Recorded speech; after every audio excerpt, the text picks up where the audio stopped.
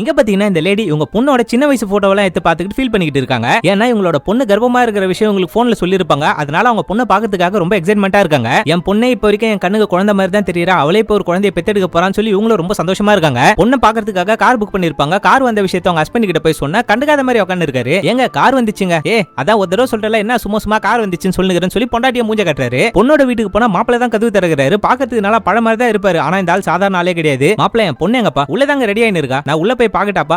போங்க. இவங்க அம்மா உள்ள போனதுமே அங்க இருக்க ஒரு மேக்கப் கிட்ட பாக்குறாங்க. அவங்களுக்கு பழைய ஞாபகம்லாம் வருது. இவங்களுக்கு கல்யாணம் ஆன ஸ்டார்டிங்ல இருந்து இப்ப வரைக்கும் உங்க ஹஸ்பண்ட் ரொம்ப சிரிமூஞ்சி டைப் தான். எதுக்கு கோவப்படுறானே தெரியாது. எப்ப பார்த்தாலும் இந்த லேடியை போட்டு அச்சினே இருப்பான். இவங்க எத்தனையோ முறை அவங்க அம்மா கிட்ட இவங்க கூட என்னால வாழ முடியாதமா, அடிச்சு ரொம்ப குடும்பம் பத்திராமன்னு சொல்லியிருப்பாங்க. ஆனா எப்பவுமே இவங்களோட அம்மா இவங்கள தான் கன்வின்ஸ் பண்ணிக்கிட்டு இருப்பாங்க. நீ பொண்ணுக்காக பார்த்து வாழணுமா, நீ எல்லாத்தையும் கொஞ்சம் அட்ஜஸ்ட் பண்ணிக்குமா, பொறுமையா இருமான்னு சொல்லி இவங்களை ரொம்ப அட்ஜஸ்ட் பண்ண சொல்லுவாங்க. இவங்களோட முகத்துல அடிப்பட்ட காயத்தெல்லாம் மறைக்கிறதுக்காக தான் இவங்க மேக்கப்பே யூஸ் பண்ணுவாங்க. அந்த ஞாபகம் உங்களுக்கு அப்படியே வருது. அதே நேரத்துல அவங்க பொண்ணு பாத்ரூம்ல இருந்து வெளியே வராங்க. அவங்களோட முகத்துல அடிபட்டு இருக்கு. நான் தான் இத்தனை வருஷமா கொடுமையெல்லாம் அனுபவிச்சுன்னு இருக்கேன், என்னோட பொண்ணாச்சு நல்லா இருக்கணும்னு பார்த்தா அவளும் ஒரு சைக்கோ கிட்ட மாட்டிக்கலாம்னே சொல்லி ரொம்ப ஃபீல் பண்றாங்க. இந்த பொண்ணு என் மேலேயே தப்பு இல்லனாலும் அடிச்சாலும் என்னதான் எப்படி இருந்தாலும் எங்க அம்மா அட்ஜஸ்ட் பண்ண சொல்ல போறாங்கன்ட்டு இவங்க அந்த மேக்கப் கிட்ட எடுக்கிறாங்க. இவங்க அம்மா இந்த பொண்ணு மேக்கப் போறதையும் தடுக்கிறாங்க. நான் தாமா இத்தனை வருஷம் என் அம்மா சொன்னதை கேட்டு பொறுத்து போயிருந்தேன். நீ அந்த மாதிரி பொறுமையா இருக்கணும்னு எந்த அவசியமும் கிடையாதுமா. உன் மேல தப்பு இல்லனா நீ கண்டிப்பா சண்டை போடணுமா, உனக்காக உன் அம்மா நான் உன் பக்கத்துல இருக்கமான்ற மாதிரி சப்போர்ட்டா இருக்காங்க. அப்படியே அந்த படத்தையே முடிக்கிறாங்க.